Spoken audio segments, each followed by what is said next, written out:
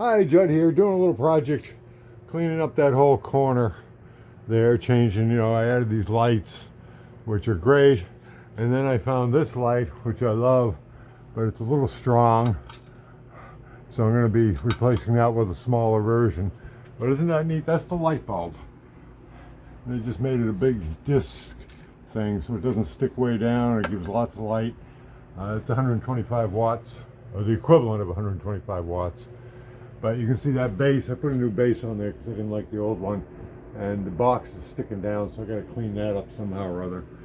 I need the outlet there because that's where I power the string lights from. Ooh.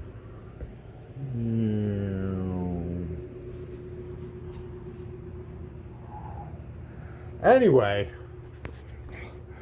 I'm putting a new shelf in there, and I had to get a 1x2.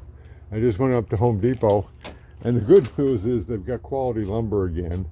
For a while there during COVID, they were selling some real shit lumber at incredibly high prices.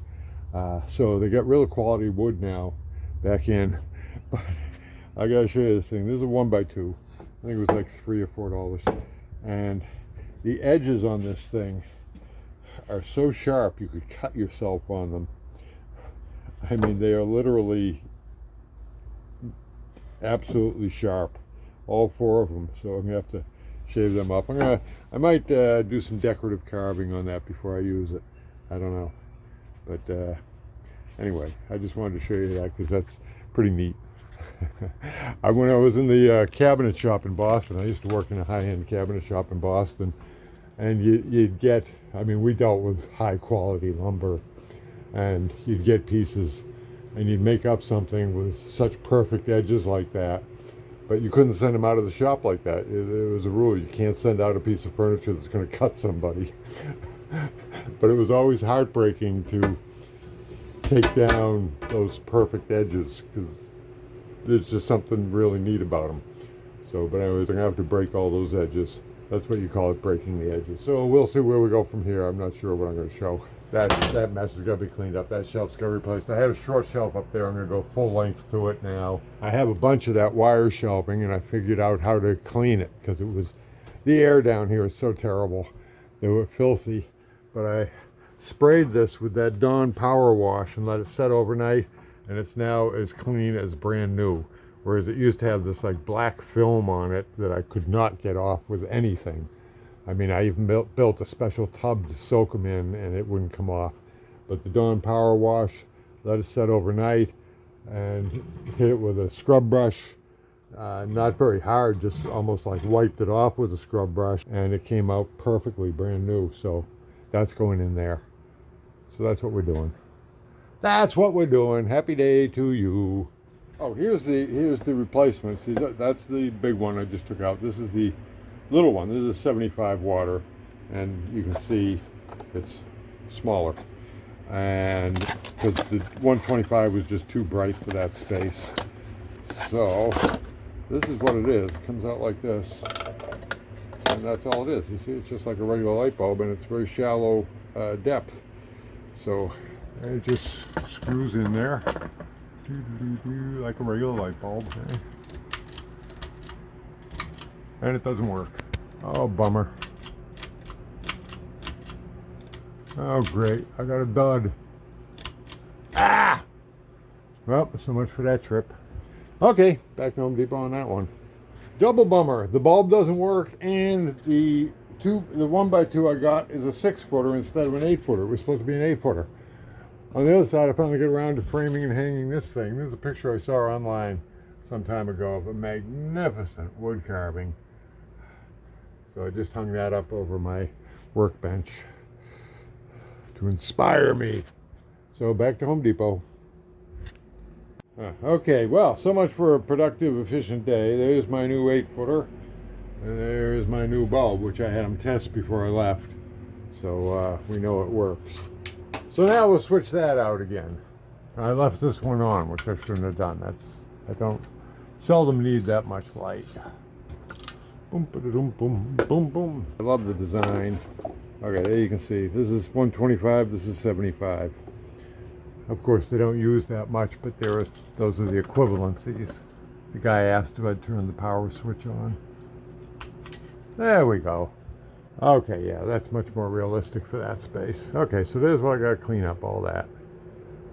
Another thing to note, these do get warm.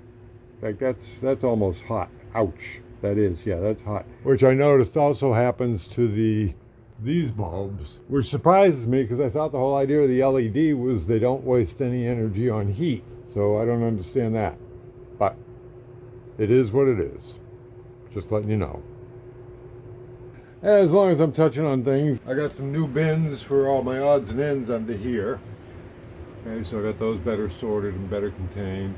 I got a couple more I gotta work out for some of those other things. And up at Walmart, Canyon Bakehouse, gluten-free country white. That's good stuff. And it's cheaper than the, the other brands of the gluten-free stuff. They've also got some dinner rolls.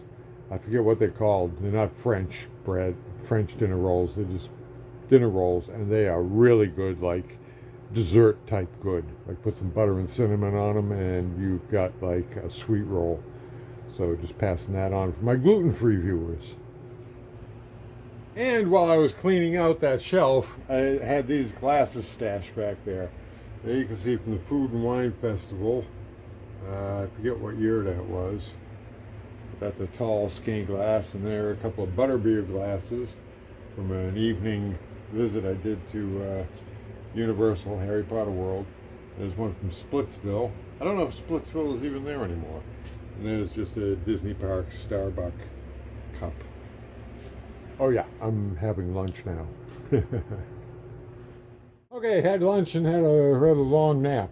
I didn't feel like videoing, so I just went ahead and did some stuff. Now the first thing I had to do, I want a board on this bottom piece here. I got to seal these edges because this was so poorly put in. I mean, it's an old mobile home. It was built as cheap as possible. But if you look real closely, you see that window flush with the framework down there and not so much on this end. So I went in and made a bunch of shims out of paint sticks. Now paint sticks from different places are different thicknesses.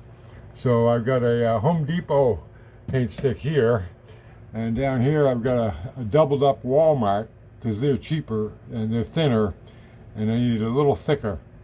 So that's a little thicker than the Home Depot when I double it up. Same thing there. So so I've got a flat surface across there now, and I use my razor knife to cut this thin piece of plywood very precisely to fit in there.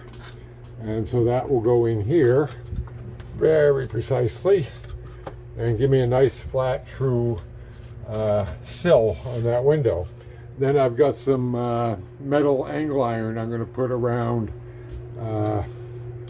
the edges of all this to seal up those edges and caulk it and all that stuff, and then we'll take it from there. Okay, so that's I just wanted to show you that's the next step, and that's how I did it. Should have showed you how I did it. There was a couple of tricks involved in it. Well, I'll tell you one trick. When you're putting little nails into thin wood, like those shims I showed you, what you do is you stand this on its head first, and you hit the point with the hammer a couple of times, and that dulls the point, so it tends to break through fiber rather than separating it. See, as it is now, it's a wedge, and it'd just as soon split the wood as go through it. If you blunt that, it punches a hole through the wood, and you have much less tendency to split. You see, I didn't split anything down there. So that's one little trick. I guess that's it. That and the shims, using the shims, the paint sticks as shims, those were the two tricks I used. Okay, I'm going to nail that in place and then take my next step, whatever it may be. This is all off the cuff. I don't know what I'm doing. Oh yeah, one thing I do know I'm doing is I'm caulking all the edges before I put this board in so I can seal up things as best as possible. That's part of this whole thing, is to seal up this window because it just blows. Okay, and with the new light on now, you can see nice and bright. Nice flat sill and nicely sealed all along the edges. And then when I put that lip on here and some metal tape, replace this metal tape with some new metal tape, that'll seal up between the sink and everything else, which is one of the main things. Oh, when you install a sink, put plumber's putty under all the edges. That keeps the water from getting under here and going down. Okay, contemplating, I think the next step is I gotta take that secondary shelf down. That's the one that I usually have the roaster on, or the toaster oven, which is a pretty heavy item. You can see that sags. I wanna fix that. I wanna get that level. I'm not quite sure how I'm gonna do that yet. But anyway, the next step I think is take down that shelf. One of the problems I face with what I'm doing here is I've got to keep everything operational while I'm doing this. So my oven, I can use it on the counter as well as I can use it up there. But by the time my work tonight is over, I've got to have that somewhere where I can use it for breakfast. And the sink, got to keep that using. So I'm working on an operational area that has to remain operational. That always complicates things. Because otherwise I'd just rip this all out and move the sink to the corner where it belongs. But to do that I got to redo all the plumbing in that wall, which is the other back side of the bathroom wall.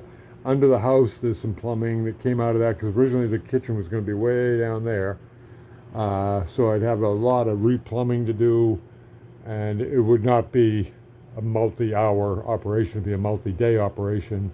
And I never know how long I'm going to last any of these days now, so that makes that difficult. So got to keep things operational. So for now, that stays there. Okay, so ugly ad-libbed shelf from long ago is down.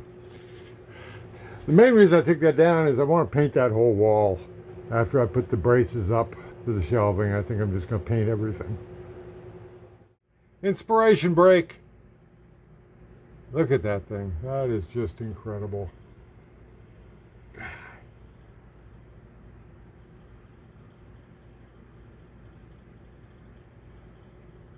That's amazing. Okay, got my new level lines drawn in all around, so now I know where to put my 1x3. And of course, now I realize I need another piece of 1x3 for down here. And if you're paying attention, you might also notice that's lower by quite a bit actually from where it used to be. I'm going down to here because that was a little too high to be comfortable with. I'll be better with it here, and that still leaves me plenty of room under here for what I do under there, which is basically stacked dirty dishes. Okay, just spotted a faux pas and corrected it. Had to raise my line a little bit because the window molding is going to come up to here, so that didn't leave me 1.5 inches from my board. So the new top of the board is up there. So I had to redraw those lines. And I think that's going to do it for tonight. As I'm getting tired and hungry and I got to cook supper. And so we'll take it from there. Plus, if I continue tonight, I'm not going to carve that board. I'm going to just put it up there. And I really do want to carve on that. Just some silly decorative stuff, nothing fancy. So I'll get back on this tomorrow. I gotta get that board up before I paint everything. So there you go. That's it for today. Happy day to you.